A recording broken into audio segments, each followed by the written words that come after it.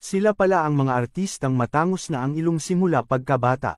Number 1, Liza Soberano. Bata pa lamang si Liza ay talagang maganda na ang hugis ng kanyang ilong at never ito ipinagawa. Number 2, Marian Rivera. Si Marian Rivera ay buo at pulong Pilipino. Likas ang ganda at katangusan ng ilong ng isang Marian Rivera at ayon sa kanya wala siyang ipinagawa sa kanyang katawan. Number 3, Julia Barreto. Bata pa lang si Julia ay kapansin-pansin na ang kanyang magandang mukha, at inborn na din ang kataasan ng kanyang ilong. Number 4, Ann Curtis. Si Ann Curtis ay isang half Filipino at half Australian. Ipinanganak siya sa Australia ngunit lumipat dito sa Pilipinas dahil sa trabaho ng kanyang ama.